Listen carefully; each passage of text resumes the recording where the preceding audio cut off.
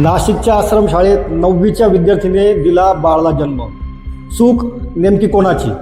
एका 9वीत शिकणाऱ्या विद्यार्थिनीने बाळाला जन्म दिला. हो, तुम्ही बरोबर ऐकलं. ही घटना घडली आहे नाशिक जिल्ह्यातील कळवण तालुक्यातील एका आदिवासी आश्रमशाळेत. पण प्रश्न फक्त एवढाच नाही की अल्पवयीन मुलीची गर्भधारणा झाली. खरा प्रश्न आहे की इतके महिने कोणालाच कसं समजलं नाही? शाळा कुठं होती? प्रशासन कुठं होतं? आरोग्य तपासण्या कुठे होत्या? आणि सर्वात महत्त्वाचं, आपली मुलं खरंच सुरक्षित आहेत का? आजचा व्हिडिओ कोणावरही आरोप करण्यासाठी नाही, कारण या प्रकरणाचा तपास सुरू आहे. पण या घटनेतून आपण काय शिकू शकतो? कोणत्या चुका पुन्हा होऊ नयेत? आणि प्रत्येक पालक, शिक्षक आणि समाजाने आता काय करायला हवं हे आपण एक डॉक्टर म्हणून वैज्ञानिक आणि जबाबदारीने समजून घेणार आहोत. म्हणून हा व्हिडिओ शेवटपर्यंत नक्की पहा. सध्या उपलब्ध वृत्तांनुसार नाशिक जिल्ह्यातील कळवण तालुक्यातील एका सरकारी आदिवासी आश्रमशाळेत शिकणाऱ्या 9वीच्या विद्यार्थिनीने बाळाला जन्म दिल्याची एक धक्कादायक घटना समोर आली आहे. या घटनेनंतर पोलिसांनी गुन्हा देखील दाखल करून घेतलाय आणि तपास देखील सुरू केलाय. प्रशासनाकडूनही चौकशी सुरू आहे. या टप्प्यावर एक गोष्ट सांगणं अत्यंत महत्त्वाचं आहे की तपास पूर्ण होण्यापूर्वी कोणालाही दोषी ठरवणं योग्य नाही. मात्र अल्पवयीन मुलगी गर्भवती होणं हे स्वतःमध्येच एक गंभीर बाब आहे. कारण भारताच्या कायद्यानुसार 18 वर्षाखालील मुलीसोबत झालेला कोणताही लैंगिक संबंध हा तिच्या संमतीचा प्रश्न न मानता गंभीर गुन्हा म्हणून तपासला जातो. आणि याच कारणासाठी अशा प्रत्येक प्रकरणात पॉक्सो कायद्यानुसार तपास सुद्धा केला जातो. पण माझ्या मनात एक डॉक्टर म्हणून एक वेगळाच प्रश्न निर्माण होतो. गर्भधारणा आणि डिलिव्हरी एका दिवसात होत नाही. एका मुलीला बाळ जन्माला घालण्यापर्यंत साधारणतः 9 महिने लागतात. आणि या 9 महिन्यांमध्ये तिच्या शरीरात झालेले बदल, तिच्या तब्येतीत झालेला फरक कोणाच्याच कशा लक्षात आला नाही? याच प्रश्नाचं उत्तर आपण पुढे समजून घेणार आहोत. कारण ही घटना केवळ एका कुटुंबाची नाही, तर ती एक संपूर्ण समाजासाठी एक इशारा आहे. एक किशोरवयीन मुलीच्या शरीरात गर्भधारणेदरम्यान असे अनेक बदल होतात जे डॉक्टर तर दूरच सामान्य माणसालाही दिसू शकतात.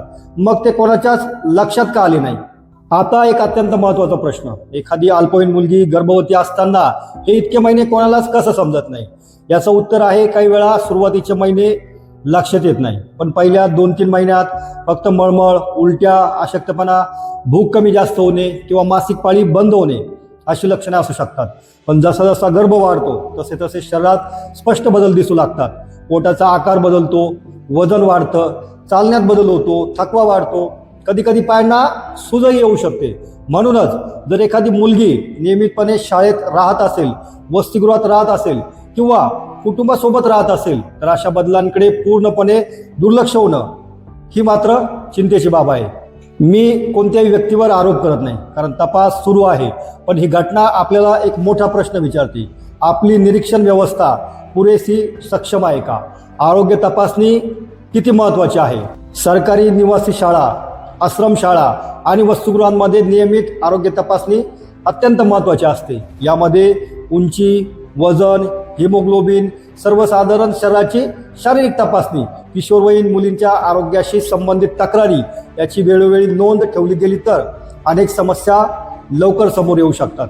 हा मुद्दा फक्त गर्भधारणेपुरता नाही. ॲनिमिया असेल, कुपोषण असेल, मानसिक ताण असेल, हार्मोनल समस्या असेल, या सर्व गोष्टीही अशाच तपासण्यांमधून वेळेत लक्षात येऊ शकतात. पण इथे आणखी एक प्रश्न आहे, जर एखादं मूल भीतीमुळे बोलतच नसेल तर तेव्हा पालक, शिक्षक आणि समाजाने नेमकं काय करायला हवं हे आपण पुढं सांगणार आहोत.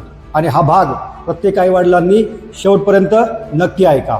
बरीचशी लोक विचारत असतात, मुलीने हे आधी का सांगितलं नाही? आणि हा प्रश्न विचारण्यापेक्षा आपण आधी हे समजून घ्यायला हवं की अनेक अल्पवयीन मुलं भीतीमुळे गप्प राहतात. त्यांना धमकी दिलेली असू शकते, त्यांना अपराधी असल्याची भावना निर्माण केली जाऊ शकते. कोणाला सांगितलं तर वाईट होईल, तुझ्या आईवडिलांना इजा करेल, अशी भीती त्यांच्या मनात बसवली जाऊ शकते. आणि त्याहून काही मुलांना नेमकं काय घडलंय हेच समजत नाही. म्हणूनच आपण मुलांना फक्त अभ्यास शिकवून चालणार नाही, त्यांना स्वतःचं संरक्षण कसं करायचं, अयोग्य वर्तन कसं ओळखायचं आणि विश्वासू मोठ्या व्यक्तीशी मनमोकळेपणाने बोलायचं कसं हेही शिकवायला लागेल. आणि यालाच आपण म्हणतो सेफ्टी एज्युकेशन. आणि हे शिक्षण आजच्या काळात तितकंच महत्त्वाचं आहे जितकं गणित आणि विज्ञान. आता सर्वात महत्त्वाचा भाग, या घटनेतून प्रत्येक पालक, प्रत्येक शिक्षक आणि प्रत्येक शाळेने कोणते धडे घ्यायला हवे आणि अशा घटना पुन्हा होऊ नयेत म्हणून यासाठी नेमकं काय करायला हवं मित्रांनो, एका घटनेवर फक्त संताप व्यक्त करून काही बदलणार नाही. जर अशा घटना पुन्हा टाळायच्या असतील तर आपल्या व्यवस्थेमध्ये काही मूलभूत बदल आपल्याला करावेच लागतील. पहिली गोष्ट, प्रत्येक निवासी शाळेत नियमित आणि गोपनीय आरोग्य तपासणी झाली पाहिजे.